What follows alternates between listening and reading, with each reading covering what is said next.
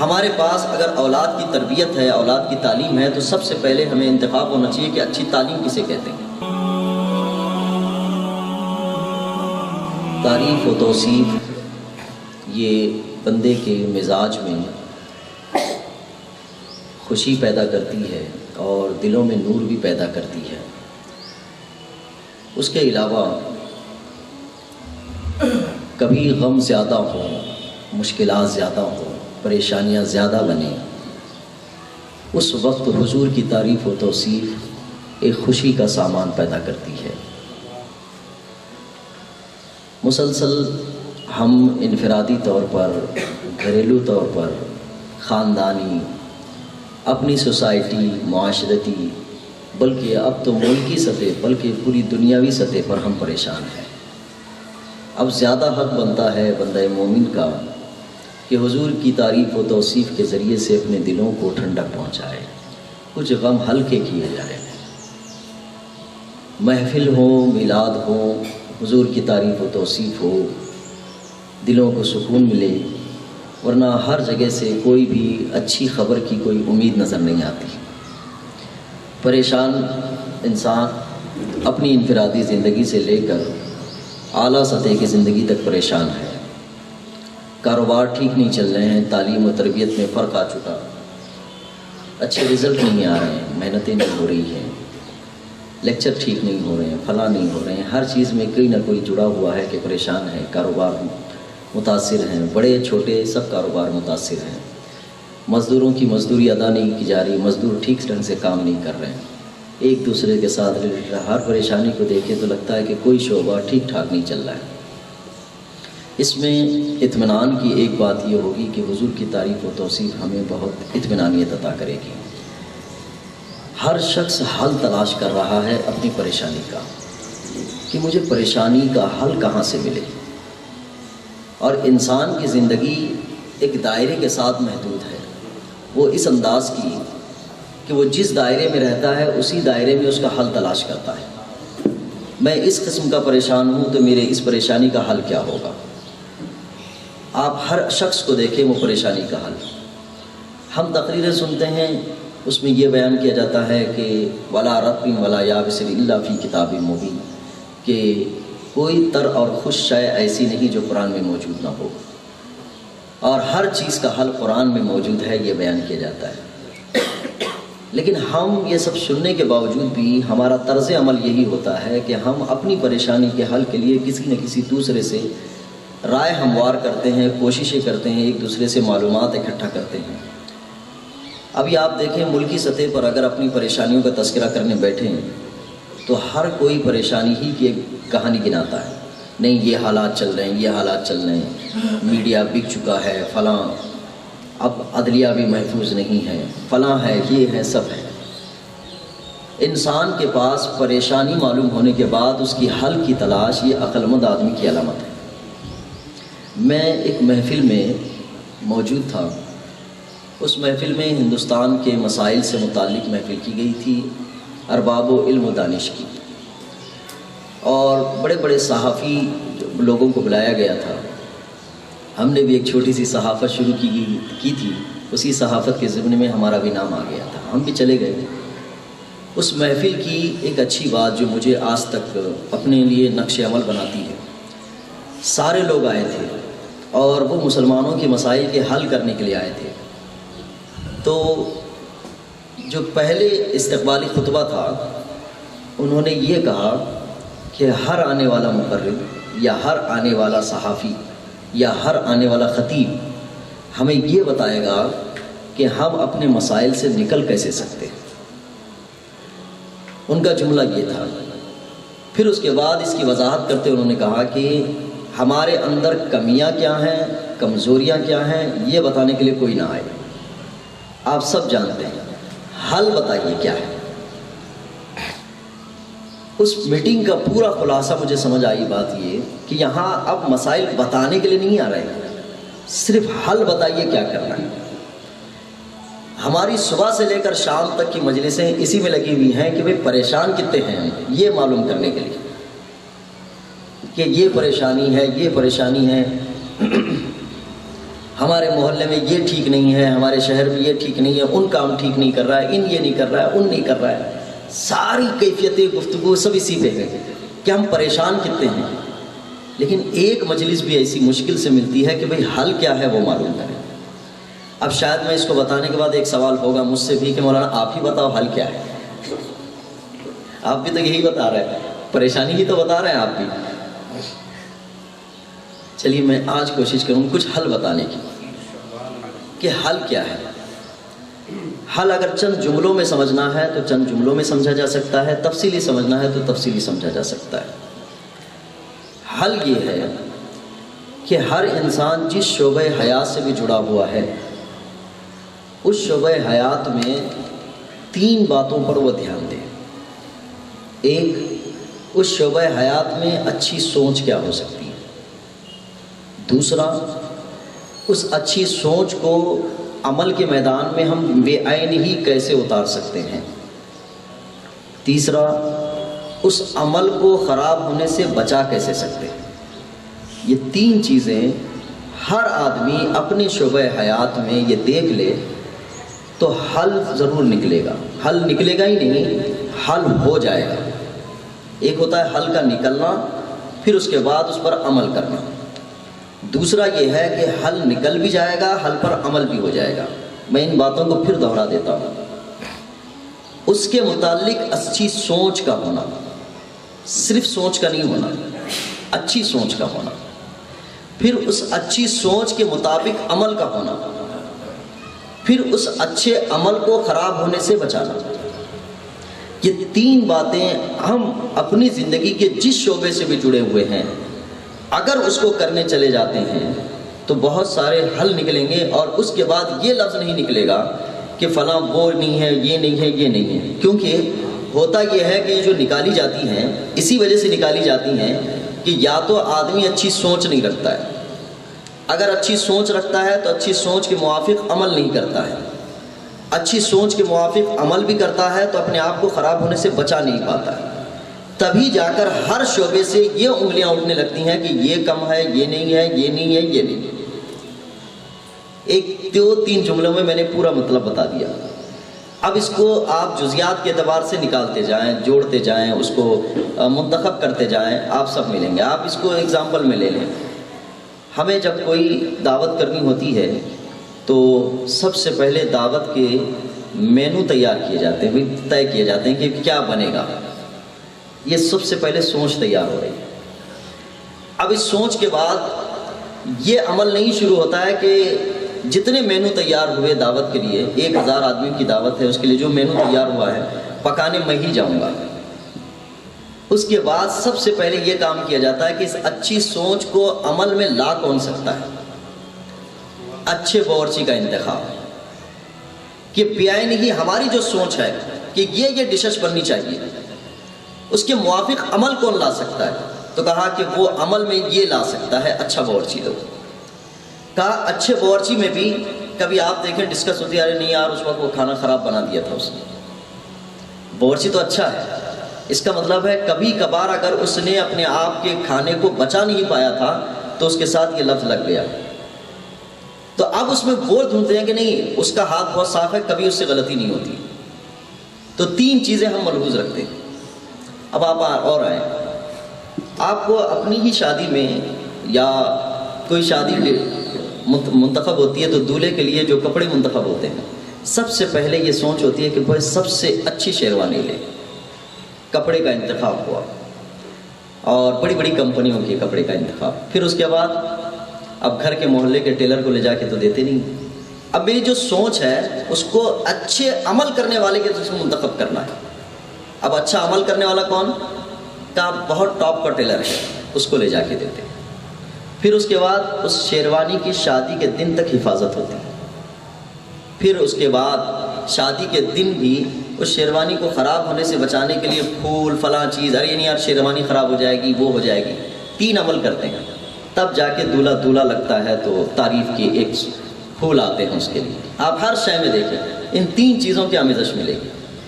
ہماری زندگی میں ہو رہا یہ ہے کہ کہیں سوچ اچھی ہے تو عمل دوسرے کو دیا گیا، عمل اچھا ہے تو خراب ہونے والی معاملے میں فکر نہیں. اسی لیے اب اپنی زندگیوں میں لائیں. ہماری سوچ اچھی ہے اپنی اولاد کے معاملے میں کہ میری اولاد بہت اچھی ہو، مجھ سے اچھی ہو، سب سے اچھی ہو، میرے محلے سے اچھی ہو، میرے شہر سے اچھی ہو، اس کی زندگی نمونہ بنے، معیار بنے، لوگ میری تعریف کریں. یہ سوچ اچھی ہے. عمل ہم نہیں کرنا چاہتے. عمل کر بھی لیے تو بری سنگٹھن سے نہیں بچانا چاہتے. اولاد کو چھوڑ دیا اسی انداز میں. اب اولاد بگڑ گئی تو اب ایک لفظ نکلنے لگا اپنی زبان سے بھی کہ یار یہ خراب ہے، یہ خراب ہے. پھر دوسرے کی زبان سے بھی نکلنے لگا یہ خراب ہے، یہ خراب ہے. تیسرے کی زبان سے نکلنے لگا یہ خراب ہے، یہ خراب ہے. اب حل کیا ہے؟ اب حل تلاش کرنے جا رہے ہیں. خراب پہلے ہو رہا ہے، بعد میں حل. ہم نے سوسائٹی کا جائزہ لیا تو سوسائٹی کے جائزے میں یہی بات زیادہ تر قابل غور دیکھی ہم نے کہ کسی کے پاس اچھی سوچ نہیں ہے. اگر اچھی سوچ ہے تو اچھی سوچ کے موافق عمل نہیں ہے. اچھی سوچ کے موافق عمل ہے تو اس کو خراب ہونے سے بچانے کی فکر نہیں ہے. ان تین چیزوں نے ہماری معاشرت کو بالکل خلط ملط کر کے رکھ دیا ہے. قرآن پاک کا مزاج دیکھیں کہ والعصر ان الانسان لفی خسر الا الذین آمنوا وعملوا الصالحات.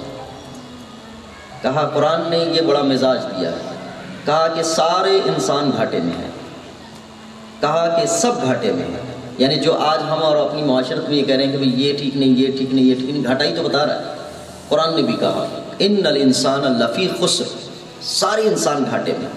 پھر ٹھیک کون ہے؟ ٹھیک ہوگا کیسے؟ الا الذین آمنوا وعملوا الصالحات. جو ایمان لائے، اچھی سوچ رکھے، اچھا عقیدہ رکھے، وعملوا الصالحات، پھر اس کے موافق عمل کی. بات آتی ہے آپ گھر بنانے جاتے ہو تو سب سے پہلے اچھے آرکیٹیکٹ کا انتخاب کرتے ہو، اچھی سوچ. پھر اس کے بعد ایرے غیرے کو نہیں دیتے، اچھا گفتیدار ہو، اچھا گونڈی ہو. پھر اس کے ساتھ سائڈ انجینئر بھی ہو تاکہ آرکیٹیکٹ کے پلان کو انجینئر پوری زمین پہ ٹھیک ٹھاک اتار سکے، اس کے نقوش پر کھینچ سکے.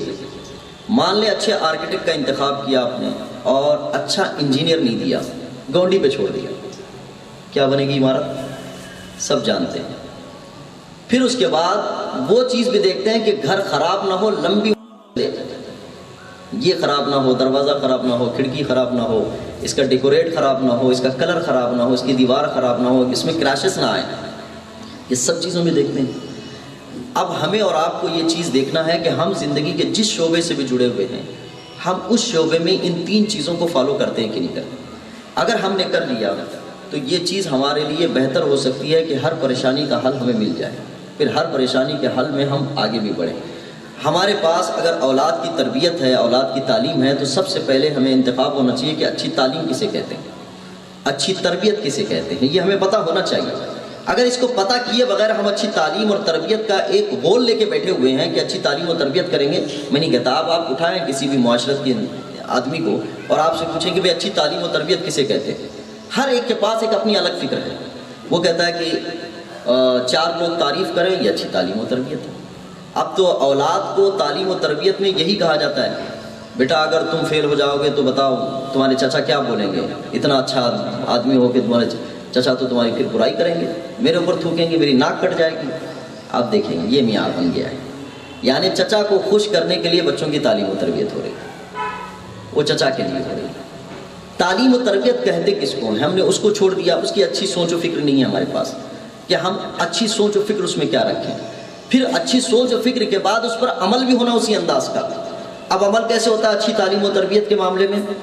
اہل علم کہا کرتے ہیں کہ کسی بچے کے اندر مثبت صفتیں جو پیدا ہوتی ہیں، اچھی تعلیم اور تربیت کے جو ہنر آتے ہیں وہ 4 جگہوں سے آتے ہیں. وہ 4 جگہیں کون سی ہیں؟ سب سے پہلی جگہ ہے اس کے ماں باپ، جو بچے کے اندر تعلیم و تربیت آتی ہے. دوسرا ہے اس کے استاد، اور تیسرا ہے اس کی سوسائٹی، اس کا کلچر، اس کا معاشرہ. چوتھا ہے اس کی مذہبی عبادت کا. یہ 4 جگہوں سے اس کے اندر مثبت صفتیں پیدا ہوتی ہیں، اس کے اندر اچھی کوالٹی پیدا ہونے کی صورتیں پیدا ہو سکتی ہیں. اگر بچے کے اندر کی تعلیم و تربیت میں ماں باپ کا رول نہ رہا تو اس بچے کی تعلیم و تربیت کا بوجھ پڑ جاتا ہے استاد کے اوپر. اب ڈیپینڈ ہو جاتا ہے استاد. اگر استاد نے بھی تعلیم و تربیت کا وہ عنصر استعمال نہیں کیا، اب اس بچے کی تعلیم و تربیت کا بوجھ آ جاتا ہے سوسائٹی پر۔ کیا وہ بچہ مثبت وہیں سے بن سکتا ہے؟ ماں باپ نے اپنا مثبت کردار چھوڑ دیا اور استاد نے اپنا کردار چھوڑ دیا، تو اب یہ آگے رک جاتا ہے کس کے اوپر؟ سوسائٹی پر۔ اگر سوسائٹی نے بھی اپنا کردار چھوڑ دیا، اب چوتھے طبقے پر آ جاتا ہے مذہبی عبادت گاہ پر۔ یہ صورتحال میں نے آج محسوس کی ہے کہ سارے مسائل کے حل کے لیے لوگ آتے ہیں اس چیز کے لیے کہ بھئی علماء بیان کر سکتے ہیں کہ معاشرے کو کہاں لے جانا ہے۔ اب علماء بیان کر سکتے ہیں کہ معاشرے کو کہاں لے جانا ہے۔ اب علماء پر آ گیا، مذہبی عبادت گاہوں پر آ گیا، وہاں پر آ گیا۔ اگر ہر شخص تھوڑا تھوڑا بوجھ اٹھائے اپنی معاشرت کی کردار کے لیے تو یہ معاشرہ ٹھیک ہو سکتا ہے، ہم ٹھیک ہو سکتے ہیں، آپ ٹھیک ہو سکتے ہیں، سب ٹھیک ہو سکتے ہیں۔ یہ اس معاشرے کو ٹھیک ہونے کی اچھی سوچ ہے۔ اب اچھی سوچ کے بعد اس پر عمل ہے، پھر اس عمل کو خراب ہونے سے بچانا ہے۔ تین چیزیں اس پہ لانی ہیں۔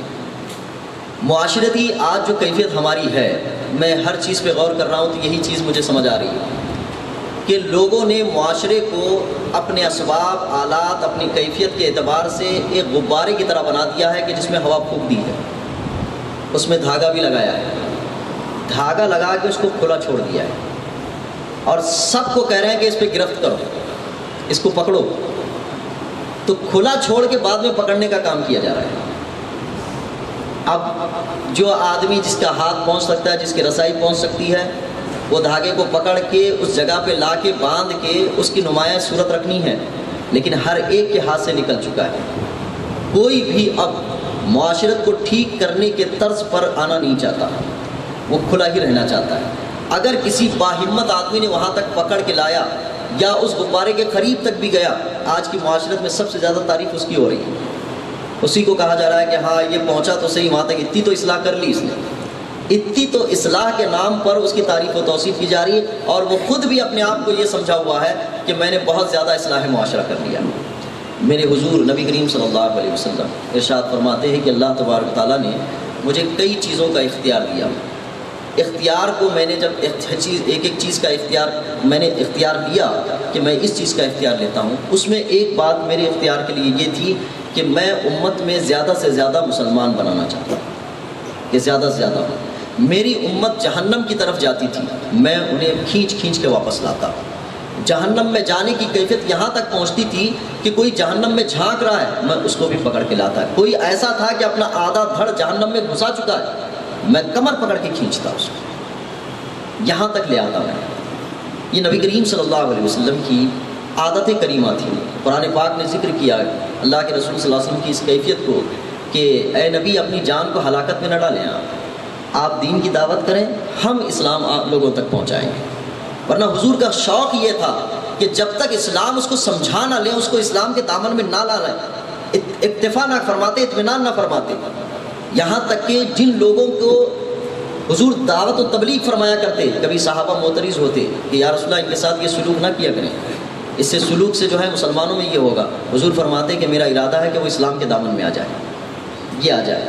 ایک موقع سے حضور نے ایسے شخص کے قریب بھی گئے کہ جس کی ممانعت، حضرت عمر فاروق نے بھی کہا کہ یا رسول اللہ ان کے قریب نہ جائیں، تو حضرت عمر فاروق رضی اللہ تعالیٰ عنہ کی کہنے کے مطابق حضور نے آپ پھر گئے، قرآن پاک میں ذکر آیا کہ اے نبی ان کے پاس نہ جایا کریں، اور یہ ارشاد فرمایا کہ ان کے اوپر مہر لگ گئی ہے، اگر آپ 70 دفعہ بھی ان کی مغفرت کریں گے تو ان کی مغفرت نہیں ہونے والی، یہ حضور کو فرمایا گیا۔ لیکن حضور کی لالچ تھی اس معاملے کہ وہ دعوت دیا کرتے تھے، لیکن اس کو لانے کی کوشش میں رہتے۔ یہ ایک ایسا اسلوب ہے ہمارے اسلام کی دعوت و تبلیغ کا کہ سب سے پہلے انسان کو جہنم سے بچانے کی زیادہ کوشش ہونی چاہیے، یہ ہو جائے تو جنت میں جانے کا اس کا سامان بنتا ہی ہے۔ اسی مزاج سے میں ایک مزاج لیتے ہوئے یہ کہتا ہوں، آپ اپنے معاشرے میں، اپنی سوسائٹی میں اچھائیاں لاتے ہو یا نہ لاتے ہو یہ الگ بات ہے، سب سے پہلے برائیوں پر کنٹرول کر لیں۔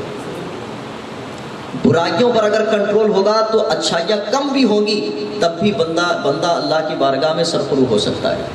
اور ہم نے برائیوں کو کھلا چھوڑ کر اچھائیاں اپنانے کی دعوت و تبلیغ کرنا شروع کر دیا ہے، یہ ہماری معاشرت کی کنٹرول میں ہمارے آنے سے باہر ہے۔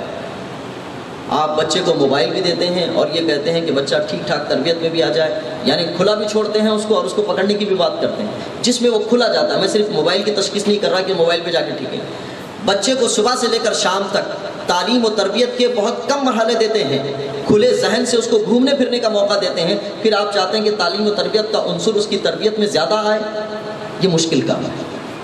پہلے کے لوگ بچوں کو مخصوص تعلیم دیا کرتے تھے، اس مخصوص تعلیم کے ذریعے سے وہ انسان بنا رہتا تھا۔ کیسی مخصوص تعلیم ہوتی تھی؟ مخصوص تعلیم یہ ہوتی تھی کہ اگر بچہ اسکول سے کوئی چیز چرا کے لائے تو ماں اٹھا کے رکھ دیتی تھی کہ یہ ہمارا نہیں ہے، اس کو استعمال نہیں کرنا، بیٹا اسکول لے جا کے واپس کر دینا۔ یہ بچپن کے سکھائے ہوئے اسباق ہوا کرتے تھے کہ آج اگر وہ اس دور میں بھی کوئی گری ہوئی چیز ہو تو وہ اپنے لیے نہیں سمجھا کرتا تھا۔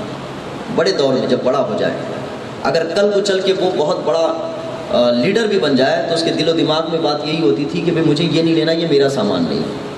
تربیت وہاں سے شروع ہوا کرتی تھی۔ آج بچہ اسکول سے کچھ بھی اٹھا کے لے آئے، کمال کر دیا، یہ دیکھو بڑا اٹھا کے لے آیا ہے، کسی کو پتہ بھی نہیں چلا، تعریف توصیف کی جاتی ہے اس پر، ہمت افزائی کی جاتی ہے اس کی، پینسل پہ پینسل لا رہا ہے۔ آپ نہیں دیکھتے آج ہماری سوسائٹی، ہمارے اسکولوں کا ماحول کیا ہے کہ ایک بچہ ایک پینسل ختم ہونے تک کوئی خرچ کرتا ہی نہیں ہے، بلکہ ایک تو چھوڑو، وہ 10 دن بھی صحیح طور پر ایک پینسل کا استعمال نہیں کرتا، یا تو گم ہوتا ہے یا گما دیا جاتا ہے یا چوری کر دیا جاتا ہے۔ یہ ہمارے ہر اسکول کا سسٹم بن چکا ہے، تو ہماری سوسائٹی جاتی کہاں اس چیز میں؟ میں نے مثالیں چند دی ہیں، لیکن ہر صورت میں یہی دیکھتا ہوں کہ انسان کہاں سے کہاں تک پہنچ رہا ہے۔ خواہشات نفسانی کو عروج دے دیا ہے اور ضروریات زندگی کے لیے ہاتھ پھیلا رہا ہے۔ خواہشات نفسانی کو عروج دے دیا، اتنا آگے تک چل گیا ہے کہ اب ضروریات زندگی کے لیے ہاتھ پھیلا رہا ہے۔ اب کوئی اس لیے تو پیسہ نہیں دے گا کہ مسجد کے باہر کھڑے ہو کے کہ آپ مجھے دیں، مجھے ایک آئی فون خریدنا ہے، پیسے دیجیے، نہیں دے گا۔ وہ آپ سے آپ کی ضرورت کے وقت مانگ رہا ہے کہ مجھے رات کو کھانے کے لیے نہیں ہے، ہر ایک سے رات کے کھانے کے لیے اتنا مانگ رہا ہے کہ آئی فون کے پیسے جمع ہو رہے ہیں اس کے پاس۔ آپ ہر برائی میں کھلا چھوڑ رہے ہیں اور اچھائی کی دعوت زبان سے دے رہے ہیں۔ تو یہ سوچ، فکر، عمل اور عمل کو خراب ہونے سے بچانے کی صورت نہیں ہے۔ میلاد النبی کے جلوس میں ڈی جے نہ بجانے کی تقریر ہم یہاں سے کر رہے ہیں اور کھلی چھوٹ دے رہے ہیں کہ آپ عمل کرتے جاتے رہیے۔ پھر اس کے بعد ایک زمانے تک روکا بھی جائے تو نہیں رک پائے گا یہ، اور آپ کی شبیہ خراب ہوتی جا رہی ہے۔ ہر شے میں دیکھیں آپ، میں نے ضابطہ بیان کر دیا، مثالیں دوں گا تو آپ کی ہر زندگی میں لگے گا یہی ضابطہ کام آ رہا ہے، اور یہ ضابطہ قرآن سے لیا گیا۔ اب جب قرآن سے لیا گیا تو میں کیوں نہ کہوں ولا رطب ولا یابس الا فی کتاب مبین، کوئی تر اور خوش شے ایسی نہیں جو قرآن میں موجود نہ ہو۔ یہ قرآن سے ضابطہ لیا گیا۔ اچھی سوچ سب سے پہلے، اچھی سوچ کے موافق عمل اور اس عمل کو خراب ہونے سے بچانا۔ قرآن پاک نے کتنے مقامات پر کہا ہے اگر تم یہ عمل کرو گے تو اللہ تمہیں اجر دے گا، لیکن اس عمل کے ساتھ اس چیز کی آمیزش کرو گے اللہ تمہارے عمل کو اکارت کر دے گا، تمہارے عمل خبت کر دیے جائیں گے، خراب کر دیے جائیں گے، ختم کر دیے جائیں گے۔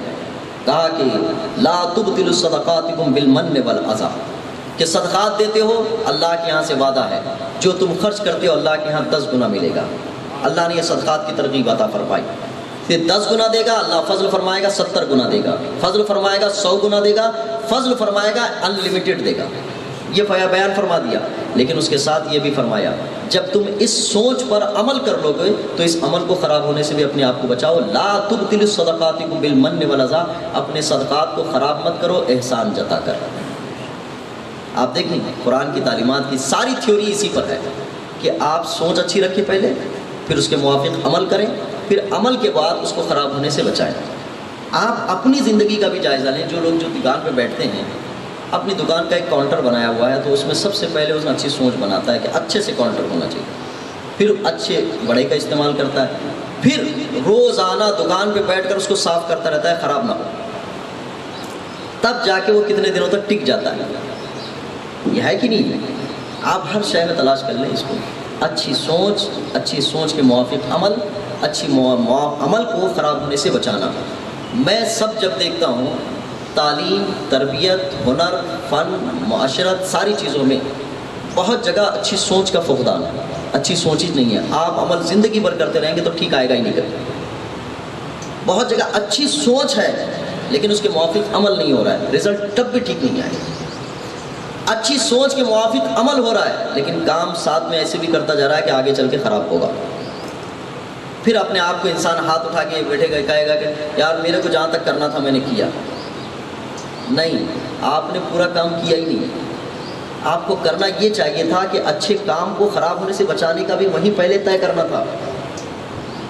اچھا، آپ اپنی اولاد کے لیے کتنے فکر مند ہوتے ہیں، پیسوں کے لیے کتنے فکر مند ہوتے ہیں. پیسوں کے لیے کیا ہے، دیکھیے جو پیسے جیب میں رکھے جاتے ہیں، تھوڑے پیسے ہوں تو بہت زیادہ فکر نہیں ہوتی ہے، لیکن اگر چیک ہو ہزاروں روپے ہوں تو سب سے پہلے سوچ ہوتی ہے کس جیب میں رکھیں اس کو. پھر جیب میں رکھنے کے بعد بار بار دھیان بھی رکھیں اس کے اوپر کوئی کٹوتی نہ کرے. پھر ایسا بھی نہیں ہے کہ جیب میں رکھ کر کہیں پانی میں کود بھی جائیں، ایسا بھی نہیں کرتے. ہر چیز میں آپ دیکھیں یہ 3 چیزیں ہوتی ہیں: اچھی سوچ، اس کے موافق عمل، پھر اس کو خراب ہونے سے بچانا. جتنی بھی ہماری بیٹھکیں ہو رہی ہیں، میٹنگیں ہو رہی ہیں، ہم جہاں محلے دکان اس میں بیٹھ کے کر رہے ہیں، ہمارے ساتھ یہ ہو رہا ہے، ہمارے ساتھ وہ ہو رہا ہے، ہمارے ساتھ وہ ہو رہا ہے. اب دور ختم ہو گیا اس چیز کا کہ کمیاں کیا ہیں وہ بتائیں. اب دور اس چیز کا ہے کہ حل کیا ہے وہ بتائیں. آپ کے پاس حل کیا ہے؟ آپ کو لگتا ہے ہمارا اس پر سے اعتماد ٹوٹ گیا ہے، اعتماد بحال کرنے کے لیے حل کیا ہے؟ آپ کو لگتا ہے ہمارے یہ حقوق چھین لیے گئے ہیں، اس کے لیے آپ کے پاس حل کیا ہے؟ آپ کو لگتا ہے کہ ہمارے کاروبار ٹھپ ہو گئے ہیں، اس کے لیے حل کیا ہے؟ اب آپ کو کمیاں بتانے کا وقت ضائع کرنے کے برابر ہے. میں نے اس میٹنگ سے سیکھا تھا. اس میٹنگ کو اگر یہ بتا دیا جاتا اس میٹنگ میں کہ چلیے آئیے پورے ہندوستان کے بڑے اہل درد و فکر مند حضرات ہیں، آگے ہندوستان کے حالات بیان کیجیے. میرے خیال سے اگر 10 دن کی بھی ایک کانفرنس ہوتی تو صرف حالات ہی بیان کیے جاتے. انہوں نے کہا کہ حالات مت بیان کیجیے، حل بتائیے. حالات تو سب کو پتہ ہے. تو میں بھی آج کی مجلس میں یہی کہنا چاہتا ہوں کہ آپ کی جو بھی مجلسیں ہو رہی ہیں، جس شعبے پر بھی ہو رہی ہیں، آپ کو پریشانی معلوم ہے، حل بتائیے. اب پریشانیوں کا تذکرہ مت کیجیے، اب آپ کے حل کے تلاش کی ضرورت ہے. ورنہ ہمارے اوپر جو کالے بادل چھا رہے ہیں وہ آپ کو آگے حل کرنے کا موقع بھی نہیں دیں گے. آج ہمارے پاس تعلیمی ادارے اپنے ہاتھ میں ہیں. تعلیمی اداروں کو اگر ہم نے ٹھیک ٹھاک نہیں کیا تو کل کو ہو سکتا ہے آپ کے ساتھ اداروں میں گھسنے کی نوبت بھی نہ آنے دیں، آپ کو پڑھائی کا موقع بھی نہ دیا جائے اگر آج ہم نے ٹھیک نہیں کیا تو. اس کو آج تعلیمی اداروں کو لے کر تعلیم ٹھیک ٹھاک نہیں چلا پائے ہیں تو آج مذہبی عبادت گاہیں ہمارے ہاتھ میں ہیں. کھلے عنوان پہ تقریر کرنے کی اجازت ہے. کل کو اگر عنوانات آپ کو دوسری جانب سے دیا جائے کہ اس عنوان کے علاوہ کوئی تقریر نہیں ہوگی تو اسلام کی دعوت کو پہنچانے کا آپ کے پاس کون سا موقع ہوگا؟ چھپ چھپ کے اسلام کی دعوت دیں گے آپ کسی کو؟ آج موقع ہے. تو میں اس معاملے میں کہتا ہوں سب سے پہلے ہمیں اپنے ہر شعبے میں اچھی سوچ کا انتخاب، اچھی سوچ کے موافق عمل کا انتخاب، اس عمل کو خراب ہونے سے بچانے کا انتخاب، یہ ہر شخص کی ذمہ داری ہے. اور اسلامی معاشرت کو ٹھیک کرنے کے لیے جو اسلام نے جو نقوش دیے ہیں وہ یہی دیے ہیں کہ ہر انسان کو ذمہ دار بنا دیا. صرف مولانا لوگ کو ذمہ دار نہیں بنایا کہ آپ ہی دین بتائیں. قرآن پاک میں اللہ کے رسول صلی اللہ علیہ وسلم کو دعوت و تبلیغ کے جو 3 مرحلے دیے گئے ہیں ان 3 مرحلوں میں ایک مرحلہ یہ تھا کہ یا اے نبی آپ اپنے گھر والوں کو ڈرائیں. اب گھر والوں کو ڈرا کے یہاں سے دعوت و تبلیغ شروع کریں. اگر ہر گھر کا آدمی اچھی سوچ، اچھی فکر، اچھے عمل اور اچھے عمل کو بچانے سے یعنی خراب ہونے سے بچانے پر تھوڑی کوشش کرے گا تو مذہبی لوگوں پر یہ بوجھ کم آئے گا. وہ اپنا دوسرا ترویج والا کام کر سکتے ہیں، ترقی والا کام کر سکتے ہیں. آپ صورتحال یہ ہے کہ جس نے اپنے معاشرت میں جو سارا بگڑ گیا ہے اب اس کو مولانا کے حوالے کر دیا جائے، کوئی تعویذ دے کے اس کو ٹھیک کریں یا اس کو کیا کرنا ہے دیکھیں، بالکل بگڑ گیا ہے، ہمارے ہاتھ سے نکل چکا ہے. یعنی جن چاروں طبقوں کو ایک ایک کر کے پکڑنا تھا ساروں نے کھلا چھوڑ دیا ہے، ایک پر سارا بوجھ ڈال دیا ہے. ایسا نہیں ہوتا ہے. معاشرت کو ٹھیک ٹھاک کرنا ہے تو ہر کوئی اپنے اپنے گھر کی ذمہ داری سے شروع کرے. اچھی تعلیم دلوائیں. اچھی تعلیم کسے کہتے ہیں؟ تعلیمی اداروں میں جائیں، پہلے یہ طے کریں تعلیم کہتے کس کو، تربیت کہتے کس کو ہیں، یہ پہلے طے کریں. وہ نہیں جو معاشرت آپ کو سکھا رہی ہے، جو آپ کو سوسائٹی سکھا رہی ہے، وہ تعلیم و تربیت نہیں ہے. اچھی تعلیم و تربیت کس کو کہتے ہیں؟ میرے نبی کریم صلی اللہ علیہ وسلم غالباً حضرت امام حسن ہے یا امام حسین، دونوں میں سے کسی ایک نے کھجور کھا لیا تھا. میرے حضور دوڑتے ہوئے تشریف لائے اور کہا کھجور کو نکالنے کا حکم دیا. کھجور اندر تک گیا تھا، حضور نے انگلی ڈال کر باہر نکالا. ارشاد فرمایا کہ میری اولاد کو صدقہ حرام ہے، زکوٰۃ حرام ہے، اور یہ کھجور زکوٰۃ کی تھی.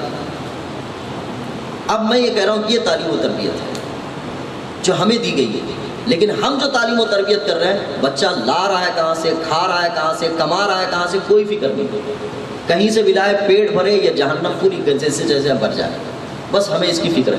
پھر اس کے بعد ہم نتیجہ چاہتے ہیں اچھا ہے، تو یہ تو طریقہ نہیں، رزلٹ اچھا ہے یہ کبھی اچھا نہیں ہوگا۔ اولاد ہمارے ہاتھ سے نکلتی کیوں ہے؟ آپ ہماری ہر شے میں کوتاہی ہے، ہم نے اس غبارے میں یعنی ہوا بھر کے کھلا چھوڑ دیا اس کو، اور کھلا چھوڑ کے بعد میں اس کو پکڑنے میں لگے ہوئے ہیں، ہاتھ کو تو آئے گا نہیں، بہت محنت لگے گی تب جا کے ہاتھ کو آئے گا۔ پھر آپ دوسرے کی مدد دیں گے، یار تم بھی تھوڑا ہیلپ کرو، بہت اوپر تک گیا ہے تھوڑا نیچے سے ہاتھ لگاؤ، پھر وہ ہاتھ لگائے گا، اور وہ اوپر چلا گیا تب تو یہ کہیں گے ہاتھ سے نکل گیا، میرے بس کا کام نہیں ہے، مجھے دوسرے کام دیکھنے ہیں۔